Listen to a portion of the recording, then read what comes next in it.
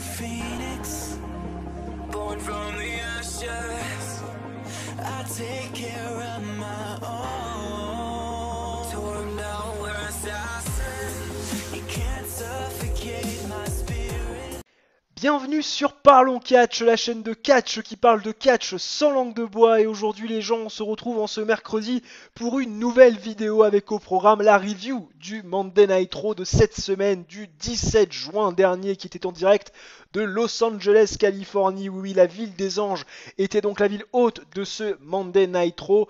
Et le moins que l'on puisse dire, on en a parlé avec Célian il y a quelques minutes en off, c'est que c'était loin d'être glorieux, mais quand même, on a noté une légère amélioration. Oui, hein, c'est vrai que ce Monday Night Raw là était beaucoup moins pire que ceux qu'on a pu avoir précédemment. On n'a pas dit bien meilleur, on a dit beaucoup moins pire parce qu'on reste quand même dans la nullité hein, sur 3 heures de temps, on va pas se le cacher, il y a quand même des moments où tu ronfles bien profondément, mais en point d'orgue, un point très important, positif pour le coup, qui va vraiment retenir notre attention, c'est ce qu'il se passe avec Bray Wyatt. Ça y est, c'est enfin lancé, en tout cas on espère que c'est enfin lancé, mais cette promo de Bray Wyatt était un véritable délice. Moi, je l'ai vraiment bien apprécié, Célian également. Bref, pas mal de choses qui se sont passées du côté de ce Monday Night Raw. Un Bray Wyatt, bien évidemment, en point positif, en point culminant.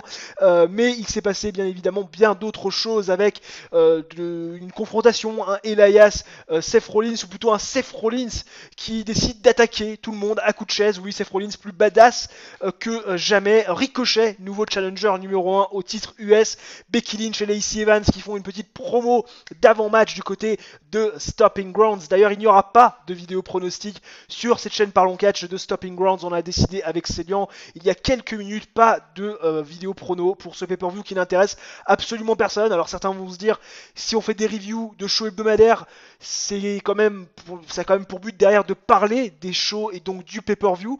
C'est quand même la finalité hein, quand on fait des reviews de shows hebdomadaires. La finalité, c'est de parler finalement des pay-per-view qui sont dans l'actualité de la WWE, soit le pronostiquer et le reviewer.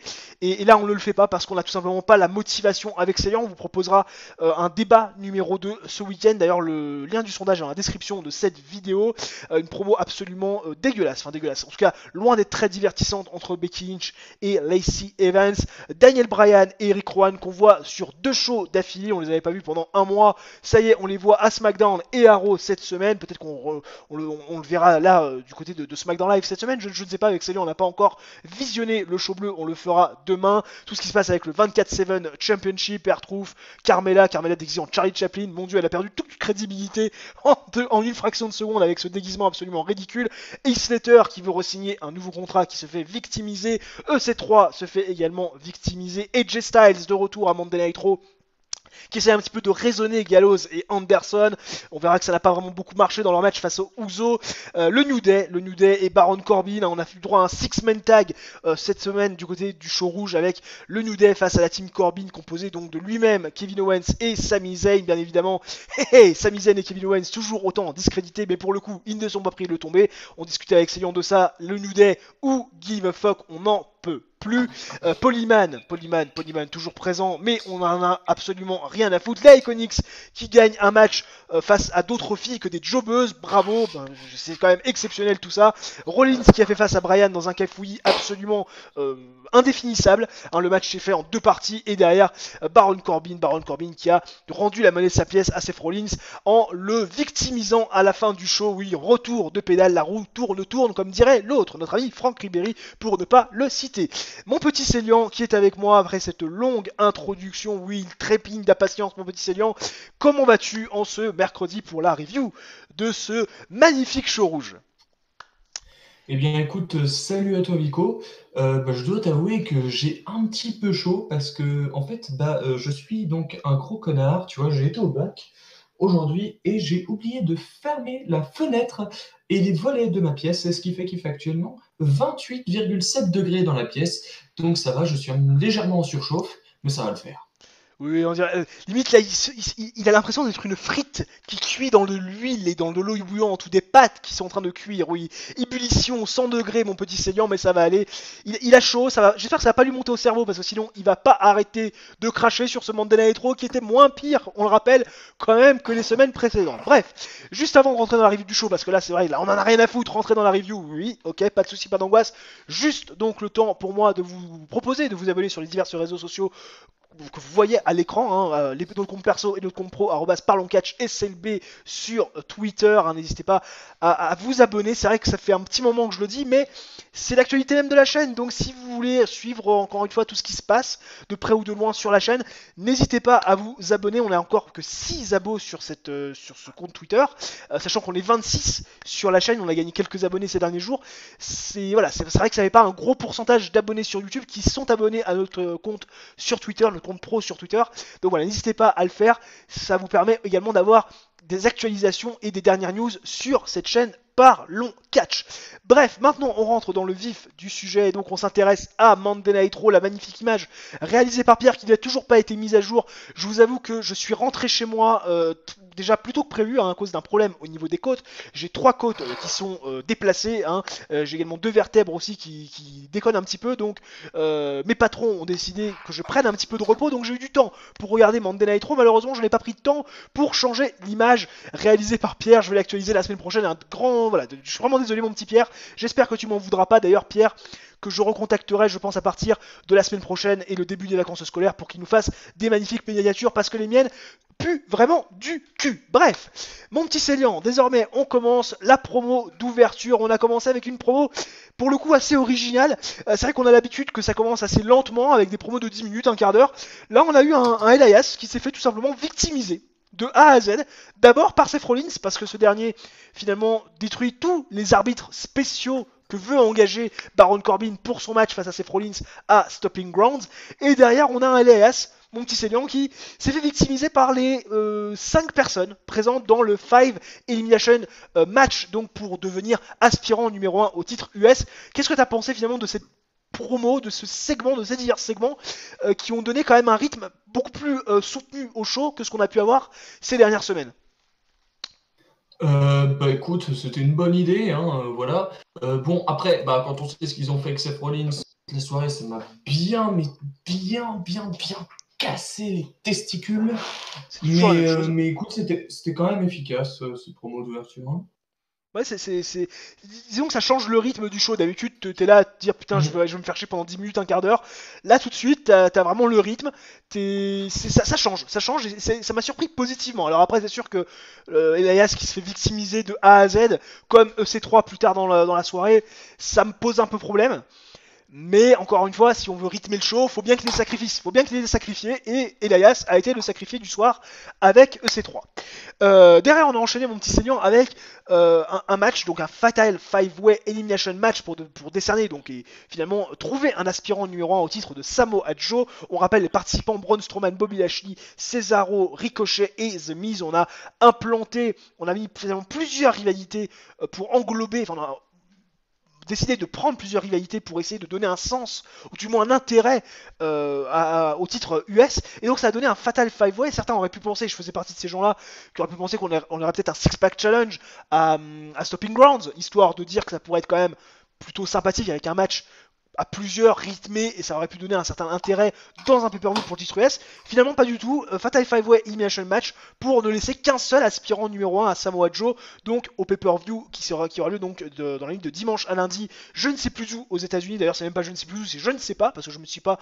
intéressé, en mesure on va pas pronostiquer le show et je vais pas vraiment regarder la ville haute, mais mon petit Célian, c'était plutôt je sais pas ce que t'en as pensé, mais moi j'ai trouvé que c'était un bon match avec surtout un booking qui était intéressant parce que j'ai pas eu l'impression qu'on a fait beaucoup d'erreurs. On n'a pas discrédité grand monde en fait dans ce match-là. En tout cas, c'est mon impression. Ouais, non, c'était pas trop mal. Ça me fait un peu chier que Cesaro soit mais c'était assez plaisant. Et puis bon, Ricochet, nouveau challenger, bah moi, c'est une affiche que j'ai envie de voir. Ricochet Samoa Joe, hein, personnellement. Donc je dis oui. Et c'est vrai qu'on sent aussi, alors c'est vrai que c'est intéressant parce qu'on sentait venir, on sentait poindre le push de Ricochet, on savait que ça allait arriver incessamment sous peu, on sait que voilà que Triple H adore vraiment Ricochet et qui fait pression sur Vince McMahon pour essayer de lui donner quand même un booking, au moins sauver le soldat Ricochet à défaut de sauver le soldat Aleister qui est complètement perdu à SmackDown Live. Le soldat Ricochet, lui, est un petit peu mieux vu. C'est vrai que c'est assez intéressant de le faire gagner dans la mesure où voilà, il bat le Miz quand même dans un beau mano à mano. Hein. C'est vrai qu'il y a eu 5-6 minutes quand même entre le Miz et lui pour vraiment bien créditer et bien voilà, le mettre en valeur avant son affrontement face à Samoa Joe. La seule chose que je regrette, c'est qu'il reste pas une semaine avant Stopping Grounds pour essayer quand même de donner une profondeur un peu plus importante à la rivalité entre Samoa Joe et Ricochet, parce que ça peut être excellent dans le ring, mais ça aurait été aussi l'occasion de créer un semblant de rivalité pour la première fois pour Ricochet, de micro à micro avec voilà, un lutteur comme Samoa Joe qui est excellent dès qu'il a un micro à la main. Ah, je suis totalement d'accord, mais bon. On peut pas tout avoir, on a déjà l'affiche. D'ailleurs, je vais pas vous le cacher, je crois que c'est le match que j'attends le plus en fait, à Stopping Grounds. C'est vous dire, ouais, c'est même pas le match de championnat de la WWE, il est pété as fuck, c'est pas le match de championnat universel, il est pété as fuck également. Bref, c'est pas le match non plus féminin de Raw qui m'intéresse, ni le match de championnat féminin de SmackDown Live qui m'intéresse. D'ailleurs, Bayley qui est parti en rivalité. D'ailleurs, on a l'impression que Bayley est plus en rivalité avec Nikki Cross qu'Alex Bliss. C'est quand même assez incroyable. Bref, derrière mon petit saignant, on a eu droit à un segment. Un segment initié par Becky Lynch, une promo plutôt initiée par Becky Lynch. Ça fait bizarre de retrouver Becky Lynch dans ce rôle de promotrice entre guillemets, de promoteur plutôt, parce que promotrice ça ne se dit pas, micro à la main pour promouvoir une rivalité. On a plus l'impression qu'elle était voilà, plus en segment backstage et en match ces dernières semaines, et je sais pas ce que t'en as pensé. J'ai trouvé que dès qu'il y a eu l'altercation avec Lacey Evans, ça a perdu toute attraction, toute attractivité, parce que Lacey Evans, ouais. C'est bizarre, elle me convainc pas. Elle arrive pas j'arrive pas à être convaincu par Lacey Evans. Alors, je vais te dire sincèrement, dès que Lacey Evans est arrivée, j'ai arrêté de regarder, donc je peux pas juger le segment. Voilà. Je te le dis, je vais pas regarder la suite, donc je sais même pas ce qui s'est passé. On en parlait de Lacey Evans il y a quelques semaines, ou même peut-être la semaine dernière, en disant que ça manquait peut-être, c'était un personnage quand même radicalement différent, qui est quand même assez atypique. Et c'est pas qu'elle est mauvaise, Lacey Evans, mais je sais pas, le personnage, c'est lent, c'est chiant. Elle dégage rien en fait. Ah. Je ne t'entendais plus. Pardon, je te disais que son personnage était tellement atypique, mon petit Célian, je répétais pour toi même si les gens l'ont entendu, elle est tellement atypique qu'au final c'est pas qu'elle est mauvaise, mais que le personnage est tellement différent et tellement atypique qu'on a du mal à s'imprégner et à être attiré par finalement ce personnage. Et au final, quand elle prend un micro, elle est pas attractive, elle ne dégage rien. Pourtant elle manque pas de charisme, mais son personnage la tue, j'ai l'impression. Bah peut-être, écoute bien, peut-être bien, je sais pas trop en fait, j'ai un peu de mal avec Evans. Et j'ai surtout du mal avec Becky Lynch depuis qu'elle est championne, donc avec tout le booking du titre féminin, et rien ne m'intéresse, mais ça m'intéresse mais à moins 10 000%, quoi. Donc, la preuve, je regarde même pas les segments. Mais je rappelle quand même que le match féminin, la rivalité féminine à Stopping Grounds, qui est le plus, en tout cas pas le plus travaillé, mais en tout cas qui a le plus de sens, ça reste quand même un match entre Mandy Rose et Carmella quand même. Hein. S'il est toujours d'actualité sur la carte. Le reste n'a aucun putain de sens, quoi. Alexa Bliss, Bayley, tu sais pas d'où ça sort. Lacey Evans, Becky Lynch, je veux dire, Lacey Evans a tapé à Money in the Bank. Pourquoi tu lui redonnes un match de championnat? Le fait qu'elle lui ait coûté le titre féminin, ça ne justifiait en rien un nouveau match. Pour un nouveau match de championnat comme ça, gratuit, dans un pay-per-view de catégorie B. Donc c'est vrai que c'est un petit peu, voilà. Mais ça pourrait être intéressant de parler de Lacey Evans dans un débat, je sais pas si les gens en tout cas ont envie qu'on en parle, mais c'est vrai que voilà, on sait pas trop. On n'a pas vraiment beaucoup vu à NXT, on n'est pas forcément très convaincu par ce qu'elle fait. C'est pas si c'est elle ou si c'est son personnage qui est pas très convaincant, pas très attractif. Ce qu'on sait, c'est que Vince McMahon l'adore parce que elle ressemble de goutte d'eau physiquement à Charlotte Flair, quoi. C'est vrai que tu mets Charlotte Flair et Lacey Evans, c'est les mêmes, quoi. C'est des sœurs jumelles, quoi. Physiquement, il y a rien à dire là-dessus. Mais à part ça, c'est vrai que on comprend pas trop pourquoi Lacey Evans est peuché, en fait. J'ai du mal à comprendre, à part la ressemblance physique avec Charlotte Flair, qui doit faire bander littéralement Vince McMahon, je ne comprends pas pourquoi elle est là. Si ça se trouve, c'est peut-être la seule raison. Mais on aura peut-être l'occasion aussi de se laisser le bénéfice du doute dans les prochaines semaines. On a enchaîné derrière mon petit seigneur avec une promo de Daniel Bryan, je l'ai dit et redit, parce que oui, il y a aussi Eric Rowan, mais Eric Rowan c'est un petit peu le plot. Tu sais, Eric Rowan a le même booking que Tamina. Tu vois, je pense qu'on devrait les marier, Tamina et Eric Rowan. Les deux font des parfaits plots. Ils ne servent à rien, ils sont là pour accompagner. Daniel Bryan, micro à la main. J'ai du mal, mon petit seigneur, je sais pas pour toi, mais moi j'ai du mal. On se perd avec Daniel Bryan. Est-ce qu'il est le Planet Tag Team Champion avec Rick Rowan ou est-ce qu'il est simplement là pour servir de chair à canon à Seth Rollins? On a du mal à savoir véritablement ce que Daniel Bryan est du côté de Monday Night Raw et surtout ce que Daniel Bryan est depuis la perte de son titre à WrestleMania en fait. Ouais, exactement. C'est exactement ce que j'allais dire. C'est plutôt la perte de son titre. Le problème, plutôt que lui-même en fait. Parce que, bon, toi, je sais que t'accrochais pas tellement à Daniel Bryan avec le titre, mais moi si, et bon, alors là par contre j'en ai plus rien à foutre quoi, enfin limite c'est Daniel Bryan et je trouve qu'il est en train de perdre son, je vais loin mais il est limite en train de perdre son nom quoi, enfin sa renommée je trouve, pas son nom mais sa renommée quoi. Ah bah il est en train de perdre tout intérêt auprès des fans, ça c'est une évidence. Mais c'est un truc de malade, il est passé de champion de la WWE à rien du tout quoi, zéro, nada. C'est un peu triste, quoi. Ça me fait un peu penser à Bray Wyatt en 2017, là. Waouh, ça fait mal. Ah bah ça fait mal, hein. Ça c'est sûr, ça fait mal. Et d'ailleurs, c'est ce qui attend certainement Kofi Kingston après la perte de son titre. Même si lui, on sera peut-être un peu moins déçu quand même. Mais c'est vrai que la promo de Daniel Bryan, voilà, c'est aucun intérêt. On a eu l'impression, c'est du copier-coller en fait. C'est par rapport à ce qu'on avait quand il était champion de la WWE, et moi j'accrochais pas, j'adhérais pas. Mais quand il était champion de la WWE, ça avait plus de sens que maintenant quand il est champion par équipe de SmackDown Live et qu'on le voit une fois tous les mois en show télévisé. Alors là, c'est Lyon, on a enchaîné quelque chose après la promo de Daniel Bryan. Je crois qu'on avait perdu tout espoir de les revoir. Les Viking Riders ont fait face à des jobbers. Alors attention, ils sont revenus en show télévisé, mais ils font face à des jobbers, faut pas déconner. Mon petit Célian, est-ce qu'on est d'accord pour dire que c'était juste pour combler 3 minutes de show? Bah oui, totalement. Pas chercher 36 ans. Quand tu mets une équipe que tu montres une fois par mois face à un jobber, pour combler le show. Hein. Ah non, mais et puis c'est décevant parce que tu te dis, ils les ont cassés dans le main roster. On en a parlé déjà il y a quelques semaines. Ils l'ont cassé dans le main roster alors ils avaient même pas encore une pape à NXT en fait. Ils sont grillés déjà les Viking Riders. C'est fou, c'est fou.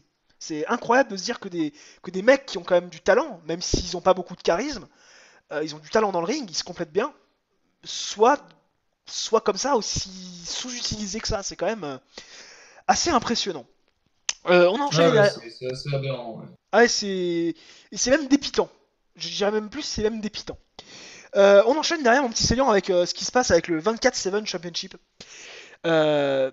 C'est assez rigolo, moi j'en parle souvent en rigolant, en riant jaune. Bah, tu peux rigoler, il y a un truc que je sais à SmackDown. Oui, je sais, je l'ai vu aussi, d'ailleurs j'allais t'en parler, avec Drake Maverick déguisé en Carmella qui pine R-Truth pour devenir 24/7 champion. C'est te dire... Non mais c'est impressionnant, le general manager de... la valeur... Ah non mais c'est quand même impressionnant, le manager de 205 Live, hein. Le manager d'AOP, le manager de 205 Live, d'ailleurs AOP qu'on a apparemment vu dans un segment à SmackDown Live, hein. On les a revus mais dans un segment, le mec ne sont pas dans le ring, bref. C'est assez rigolo mon petit Célian, j'aimerais juste quand même venir sur ce titre 24/7 5 secondes parce que j'ai vu un tweet, je crois que c'est Brian Alvarez, qui faisait une mage un petit peu, ou un mage plutôt, par rapport au titre, donc à ce titre 24/7 en disant que il était à des années-lumière de l'intérêt et de l'attractivité du titre hardcore il y a 20 ans. Ou même il y a 10 ans, même plus de 10 ans, oui parce que c'était dans les années 2000, oui il y a 20 ans quand il a été inauguré. Ce titre hardcore. Il y a des années-lumière de l'intérêt qu'on pouvait avoir pour l'ancien, parce que c'est pas on prend pas les choses au sérieux, parce que ce sont des jobbers qui se battent pour ce titre, et parce que c'est ridicule. C'est vrai que quand tu vois R-Truth déguisé en je ne sais pas quoi, Carmella déguisée en Charlie Chaplin, tu te dis mais où est la crédibilité pour R-Truth? Ils sont en train de discréditer. Bon, R-Truth a toujours été un rigolo, une véritable blague. C'est son booking, alors que le mec est très talentueux. Le titre 24/7 est une blague. Carmella est discrédité et vraiment t'as l'impression comment tu veux encore croire en Carmella une fraction de seconde elle est discréditée et complètement ridicule avec ce déguisement mais absolument mais tu te demandes d'où ça sort et demain elle va se retrouver à SmackDown Live avec voilà Mela Ismoni mais là non elle sera Charlie Chaplin gentille accompagnatrice d'R-Truth. Enfin t'as l'impression que ce titre 24/7 au-delà du manque d'attractivité est en train de faire passer tous les catcheurs aussi talentueux qu'ils soient même si ce sont des jobbers, pour des véritables rigolos, des véritables blagues. C'est. Bah ouais, c'est triste. Voilà, Non mais c'est triste. c'est fou quand même. Alors je sais qu'il n'y a pas grand chose à dire, mais je voulais vraiment vous parler de ça parce que je suis d'accord avec Brian Alvarez. Arrêtez avec ce titre 24/7 de discréditer tout le monde. Si vous pensez que vous pouvez faire ça, faire des blagues qui sont de mauvais goût, parce que ça fait rire Vince McMahon chaque semaine, arrêtez le titre quoi. Arrêtez le titre, je sais pas, faites-le disparaître aussi vite qu'il est arrivé, quoi. Vraiment, ça ne sert à rien. Ça ne sert à rien. On rigole 5 minutes, mais on rigole jaune. Derrière, Heath Slater qui veut chercher un job, mon petit Célian qui demande à Shane McMahon de lui donner un nouveau job parce qu'il a des enfants. Voilà, Heath Slater qui donne toujours de sa personne, hein, encore humilié, mais il donne bien de sa personne. Il a intérêt d'avoir un gros chèque à la fin du mois parce que vraiment vu les humiliations, d'ailleurs il s'est fait complètement tabasser par Drew McIntyre, son ancien partenaire du Free MB. Décidément, hein, Drew McIntyre est revenu en force, Jinder Mahal est devenu champion de la WWE, Heath Slater c'est le seul des Free MB qui n'a jamais rien eu, le pauvre quand même, parce que pourtant c'est pas le moins talentueux. Mais, enfin, moins talentueux. Drew McIntyre est meilleur, mais en tout cas, il était plus talentueux que Jinder Mahal. J'ai l'impression, mon petit Célian, qu'on a utilisé ce segment pour donner de la badassitude à Drew McIntyre en vue de son match face à Roman Reigns. Match qu'il va d'ailleurs perdre, hein. Non, c'est pas vrai. C'est pas vrai, mon petit Célian. Tu crois? Tu crois donc du coup, ça sert à rien, mais tout le monde s'en fout de McIntyre Roman Reigns. On a vu ce match à WrestleMania, on a vu ce que ça a donné, c'était pourri. Voilà, arrêtez, c'est bon. Bah, surtout qu'on s'en fout de ce Drew McIntyre toutou de Vince McMahon en fait, de Shane McMahon pardon. Là pour le coup on s'en branle les couilles. Le Drew McIntyre version voilà début de son retour dans le main roster où il a fait équipe avec Dolph Ziggler où voilà il était vraiment très badass, ça nous intéresse. Mais le Drew McIntyre de maintenant, version chien-chien à son papa de Shane McMahon, ça n'intéresse vraiment personne. Kevin Owens Show derrière mon petit Célian, est-ce qu'on a vraiment besoin d'en parler de ce truc? Invité Baron Corbin, on veut savoir qui va devenir l'arbitre. L'arbitre finalement EC3. EC3 se fait tabasser à coups de chaise par Seth Rollins qui met des coups de chaise à tout le monde parce que Seth Rollins a envie de tabasser tout le monde avec des chaises, c'est son kiff, c'est devenu son fantasme, c'est même plus un fantasme, il l'a réalisé, maintenant c'est devenu un véritable kiff pour lui. Et derrière on a le New Day qui intervient, Kofi Kingston toujours aussi chiant à mourir, toujours aussi mauvais, le New Day toujours aussi horripilant, qui nous casse les couilles à n'en plus finir. Et derrière on finit avec un 6-man tag, victoire du New Day face à la team Corbin. Je crois que c'est Kofi Kingston qui fait tomber sur Baron Corbin, encore booké de manière d'un super héros, notre ami Kofi Kingston. Pour une fois que c'est pas Zayn ou Owens qui se prennent le tomber, on va pas se plaindre. Mais c'est vrai que quand on voit cette promo et la finalité de cette promo qui est le 6-man tag, on se dit qu'on aurait pu enlever 20 minutes de show facilement et qu'on aurait absolument rien perdu. Bah totalement, oui, enfin je veux dire, il y en a marre de tous ces segments, j'en ai marre de voir que Kevin Owens s'est mis là-dedans, j'en ai marre de voir Kofi Kingston champion, j'en ai marre de voir le New Day 40 fois dans le show.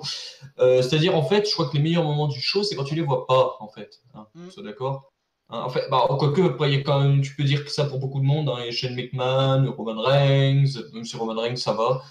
Oui, c'est vrai, il est pas trop sur push encore, ça va, il y a pire. Ouais, mais enfin, voilà, du coup, non, enfin, dégagez-moi ça, quoi. On ne les voit pas, et surtout, voilà, quand on ne les voit pas, c'est le meilleur moment, ça c'est vrai, et ça me permet de faire une transition toute gardée avec un catcheur qu'on n'avait pas vu depuis longtemps, mon petit Célian, dans le segment juste après, c'est AJ Styles. AJ Styles qui revient. Ah oui, c'est vrai. AJ Styles qui revient. Alors, ça m'a fait bizarre. Sur ce coup, pendant 2 secondes, pendant une fraction de seconde, je me suis dit, mais qui c'est ce mec? Et après, j'ai retilté. Je me dit, putain, oui, c'est AJ Styles.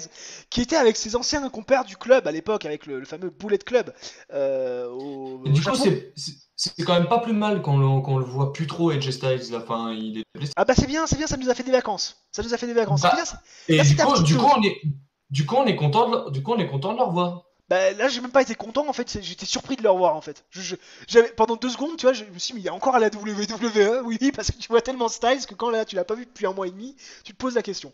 Et donc il était avec ses anciens partenaires du club, il a voulu remotiver un petit peu ses troupes, et le moins qu'on puisse dire, mon petit saignant, c'est que bah, ça a pas vraiment marché quoi. Le club qui Ah se fait non, squash ça par va les pas Usos. marcher. Non. Alors tu te demandes, il va forcément avoir une continuité. Styles, le club, j'imagine que ils ont peut-être idée de reformer le truc pour essayer de donner un côté New Japan version WWE, essayer peut-être de remonter les audiences avec ça, parce qu'on sait qu'il y a des pro indie qui regardent aussi la WWE. Mais c'est vrai que c'est une défaite. À part une défaite qui est là pour essayer de remobiliser les troupes, peut-être de faire revenir Styles avec le club, on voit pas vraiment d'autres intérêts que ça. Est-ce que pour toi ça serait une bonne idée, ou est-ce que tu penses justement que ça serait une régression pour Styles et que ça apporterait pas grand-chose pour Gallows et Anderson sur le long terme? Bah, moi, je pense que ça peut leur apporter grand-chose à. Je pense, ouais, si ça. Moi, je pense que ça peut être intéressant parce que Styles en solo, si c'est pour le remettre dans le main event tout de suite, c'est bon quoi. Donc autant le mettre en mid-card, faire des trucs intéressants avec. Donc je pense que ça peut être pas mal. Faut voir, mais. Ouais, bah, oui, ça c'est sûr, c'est sûr que ça peut être pas mal de le retrouver en mid-card, effectivement, pas le mettre en main event. Maintenant, moi je vais être un petit peu plus réservé par rapport à tes dires. Moi, c'est vrai que le voir revenir avec le club, ça me poserait problème dans ce sens où on sait très bien que le club n'aura pas grand chose sur le long terme. Donc, si c'est pour derrière entraîner Styles avec, ce qui pourrait très rapidement être fait, ça ne sert à rien. Styles doit au moins être dans la mid-card d'un show, voilà, d'un mid-card solo. Et ce qui m'amène peut-être à le faire venir pour le titre US. Qui ne voudrait pas voir un Ricochet contre AJ Styles, notamment à SummerSlam pour le titre US? Je pense que Samoa Joe sera encore champion, mais oui. Bah après, oui, Samoa Joe, peut-être qu'il sera encore champion. Mais je veux dire, en juillet, il va avoir un pay-per-view. Ou peut-être même dans Ah un oui, c'est weekly vrai. au début du mois d'août. Peut-être qu'on peut avoir un Ricochet qui prend le titre et un Styles Ricochet. Moi, j'aimerais bien voir ça. Pour vraiment Ah bah pusher Ricochet. Pour vraiment qui pusher Ricochet. n'aimerait pas. Oui, mais si y a Styles Ricochet, ils vont faire gagner Styles. Bah non, justement, c'est là où tu fais pas gagner Styles, si tu fais gagner le jeune. Bah, je sais Bah, pas. ouais, bah non. Bah si, alors à ce moment-là, pourquoi Randy Orton il a perdu tous ses matchs? Lui aussi c'est un vétéran, c'est un vieux, bah lui il s'est couché. Alors Styles c'est pareil, il va se coucher, il va arrêter de nous casser les couilles. Putain mais c'est vrai quoi, t'as un moment, c'est liant, faut pas déconner quand même. Le mec il est en train de s'énerver, bref. Derrière on a enchaîné avec... Est-ce qu'on en parle vraiment mon petit séance? C'était d'ailleurs avant là, le segment, avant le match Uso The Club, je l'ai zappé d'ailleurs, ça m'a tellement pas parlé. La promo des man, est-ce qu'on peut dire autre Non, chose non, à part, non, on s'en branle. à, Passe. à part Who Give a Fuck? Ouais, ouais, passe. Ouais. On s'en branle. Donc, who give a fuck. Voilà, si vous voulez voir cette promo, allez la voir. Allez perdre 5 minutes de votre vie. Les Iconics, mon petit Célian, qui gagne un match face à Alexa Bliss et donc Nikki Cross. Roll-up, donc si je dis pas si je dit soit de Billy Kay, soit de Peyton Royce sur Nikki Cross. On va quand même pas discréditer, même par petit paquet, Alexa Bliss. Non, faut quand même pas notre Alexa Reigns ou notre Alexa Flair. Il ne faut absolument pas la discréditer, même par roll-up. Moi j'ai envie de te demander, la question que je me pose c'est assez bizarre parce que elle se relance donc avec sa match de championnat, enfin plutôt, je crois que le titre d'ailleurs était en jeu il me semble, si je dis pas de conneries, on les fait Ouais, gagner, ouais. mais on les discrédite, on les crédite pas vraiment parce que la victoire est un petit peu, voilà, un peu en sorte de flouk, et on les remet derrière dans une rivalité ou dans un segment à SmackDown, je crois que j'ai cru voir ça, avec Kairi Sane et Asuka, une confrontation entre les Iconics et Kairi Sane et Asuka. Alors que les titres par équipe féminins ne seront pas défendus à Stopping Grounds. Quel est l'intérêt de les faire confronter Kairi Sane et Asuka à SmackDown et les faire gagner un match, certes par roll-up, face à des filles qui sont quand même régulières dans le roster? Quel est l'intérêt s'il n'y a pas de match de championnat derrière? Pas de défense de titre. Mais il y en a pas. Ouais, Mais arrête de chercher un intérêt, Vico. Vico, il n'y a pas d'intérêt, il n'y a rien. oui, mais ça me fait chier parce que Intérêt, j'avais fait une vidéo, d'ailleurs, si vous êtes assez curieux, vous irez la voir sur mon ancienne chaîne, Vico Wrestling 21. J'avais parlé du pourquoi le titre par équipe féminin serait une bonne idée. Si la WWE avait fait les choses que moi j'aurais fait. Ça pourrait être intéressant, si vous voulez aller le voir, vous pouvez aller le voir, mais autant vous dire que tout ce que j'ai proposé n'a pas été fait, ou n'a même pas été pensé par la WWE. Derrière, mon petit seigneur, après ce truc dont on s'en fout complètement, qui est titre par équipe de féminin, pardon, je veux dire par équipe de SmackDown. Ça aussi, on s'en branle les couilles, mais là, c'est vraiment, on s'en branle encore un peu plus les couilles du titre féminin. Le segment avec Bray Wyatt, ça a été, on en a parlé en début de show, on en a parlé en début de vidéo, on en a parlé en off. C'est clairement le point positif du show parce que Bray Wyatt, on avait souvent l'impression ces dernières semaines qu'on faisait un pas en avant, deux pas en arrière. Là, on a vraiment le sentiment qu'on a avancé et que Bray Wyatt est parti et que dans les prochaines semaines, on va vraiment le voir catcher. Vraiment. C'est possible qu'il vienne à Stopping Ground, j'aimerais bien. Mais ouais, puis on a vraiment. Bon, après, j'aime toujours bien les Firefly. Les Firefly Funhouse. Mais là, c'était peut-être le meilleur. C'était excellent du début à la fin. Et ce mec est un génie. Je suis désolé, c'est lui qui a écrit tous ces trucs, apparemment. C'est juste un génie. Ah oui. Ça c'est sûr que ce n'est plus à prouver que c'est un très très très bon promoteur. Ça c'est clair. Hein. Il est et du coup, j'ai hâte parce que Bray Wyatt, bien booké. Je l'ai déjà dit maintes et maintes fois, mais un Bray Wyatt bien booké, c'est mon catcheur préféré. Donc deuxième ever derrière l'Undertaker justement. Mais je veux dire, j'adore ce mec, donc j'ai juste hâte de le voir. J'espère qu'ils vont pas le gâcher. On aura toujours la même conclusion. Mais c'est vrai que j'aimerais bien qu'il revienne rapidement maintenant. Mais genre une intervention au pay-per-view, ce serait pas plus mal. Ouais, mais après contre qui justement, ça permet de spéculer parce que contre qui il va vraiment intervenir. C'est vrai que tu te demandes, c'est vrai que Bray Wyatt n'est pas implanté dans une rivalité et moi j'y ai pensé. Et ça m'a fait tilt. C'est assez bizarre. C'est vrai qu'en ce moment j'ai pas du tout le temps de regarder des vidéos. Résumé à vie de shows hebdomadaires de mes collègues youtubeurs, absolument pas. Je crois que ces 2 derniers mois, j'en ai pas regardé une seule. J'ai vraiment pas eu le temps. D'ailleurs, plus la création de la chaîne, j'ai pas eu le temps d'en regarder une seule. C'est vraiment, vraiment impressionnant. Si, je crois que j'ai vu un pronostic de pay-per-view, mais je m'en souviens plus. Bref, et ça m'a fait tilt il y a quelques jours. Je me suis dit, on a quand même un côté très dark, forcément chez Bray Wyatt, avec ce personnage, et on a également un côté très dark chez Aleister Black. Et moi, je suis en train de me poser la question, est-ce qu'on n'aura pas, et tu l'as pas dit justement dans la vidéo, c'est pour ça que j'y pense maintenant, est-ce qu'on n'aurait pas un Aleister Black Bray Wyatt à SummerSlam? On sait qu'aujourd'hui... Non, parce qu'il faut pas faire ça. Oui, mais justement, non, mais est-ce que dans la tête de la WWE, c'est pas ça? Je dis pas que je veux le voir, mais dans la tête de la WWE, c'est pas ça. On sait qu'aujourd'hui, les brands séparés n'existent plus vraiment. Hein, Vince McMahon, il est toujours dans son domaine de roster de Raw, roster de SmackDown, mais au final, on se rend bien compte que ça veut plus vraiment dire grand-chose. Est-ce que la WWE serait pas dans cette idée-là? Ça serait pas la meilleure des idées, mais est-ce qu'il se dirait pas que ça permettrait peut-être de donner une grosse rivalité de poids à Aleister Black, lui donner une grosse victoire sans discréditer Bray Wyatt. Non, mais il faut pas que Bray Wyatt perde. Non, je veux pas voir ce match, vraiment. Non, mais moi non plus, mais est-ce que la WWE est pas dans... Moi non plus, je veux pas le voir, parce que plus tard, oui, plus tard, bien sûr que j'ai envie de le voir. Pas tout de suite, parce qu'il faut que les deux personnages gagnent des matchs, soient crédibles. Mais est-ce que tu crois pas que la WWE dans la tête, c'est donner cette rivalité-là? Je suis sûr qu'on va l'avoir. Non, je pense pas, vraiment. Non, je pense pas. Je suis sûr à 99% qu'ils feront pas ça. Moi, je suis pas totalement... Moi, j'ai mis la réserve quand même là-dessus, mais... Non, Bray Wyatt va venir dimanche à Stopping Ground. Attaquer peut-être Samoa Joe. Il va attaquer Drake Maverick. Il va lui faire la pine. Champion 24 semaines. Bravo Bray. Non, je vois bien Bray Wyatt après le match. En fait, je pense qu'il va tout de suite être pushé. Mais genre vraiment beaucoup. Ah bah il faut. Parce que tu peux pas te permettre d'attendre là. Non, non. Tu peux pas. Clairement, ils lui font un booking fort dès le début. C'est clair, on ne peut pas se permettre d'attendre avec Bray Wyatt. En revanche, on aurait pu se permettre d'attendre. Mais alors là, même d'attendre jusqu'à la fin de nos jours, même jusqu'à la fin voilà, du monde même. Tout ce qui tourne autour de Corbin et Rollins. Oh my god. Et puis cet énième affrontement. Mais ce match de merde entre Bryan et Rollins. Mais ça, on aurait pu attendre.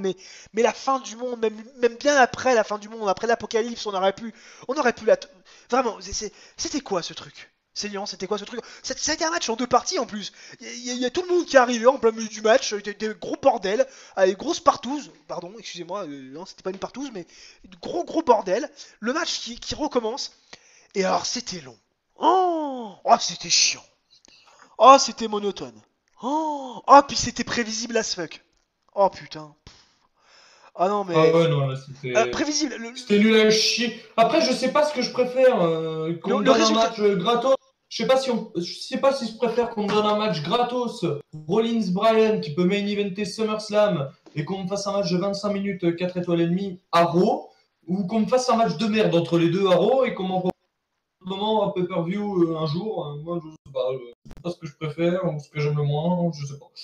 Mais ce qui est dur, c'est que c'était de la merde, oui. Ça, c'est clair. Non mais surtout c'était prévisible as fuck la fin du match, on savait... Et puis surtout c'était prévisible que Corbin arrive et décide de défoncer... décide de défoncer à coup de chaise notre ami Rollins, quoi. On savait que ça a été la roue tourne, comme dirait notre ami Franck Ribéry, quoi. La roue tourne a tourné, quoi, je veux dire. Sans déconner, quoi, je veux dire, c'est... Tu sais que genre en philo, je chante du Kant, je chante, je cite du Kant, du Freud, tout ça, et toi tu me parles de Franck Ribéry. Oui, mais même si je cite Franck Ribéry, j'ai eu mon bac, mon petit Célian. Donc j'ai Non, cité bah, avant... lui, il l'a pas eu, hein, ce qu'il y a dessus. Hein. Non, c'est vrai, mais moi je l'ai eu. Et je cite Franck Ribéry. D'ailleurs, je crois que la phrase que je préfère de Franck Ribéry, c'est toujours bien, ça m'avait marqué, c'est toujours bien de jouer au stade Vélodrome, au stade À Vélodrome domicile comme qui à est l'extérieur. comme à l'extérieur, voilà. Ah, je la kiffe, putain, ce stade Vélodrome Une fois, il avait dit aussi, il fait chaud, c'est la clavicule. Il est vraiment con. Hein. Ouais, on va lui pardonner, il était pas loin la canicule, là. Bah non, c'est quand même pas pareil. Oui, mais pas loin en termes de Enfin, mots, je veux dire, en termes de... C'est à une syllabe près, quoi. Enfin, ouais, non mais j'adore jouer au stade Vélodrome qui est toujours plein à domicile comme à l'extérieur, c'est exceptionnel, ça, vraiment, je te jure. D'ailleurs, j'ai acheté le livre, des petits livres de poche, des meilleures phrases de Ribéry. Ah, ça c'est beau. Ah oui, Axel là aussi. Ah, il l'a aussi. Tu sais que quand je suis déprimé et que je me sens con, je regarde ce livre et derrière je me sens que je suis Einstein, quoi.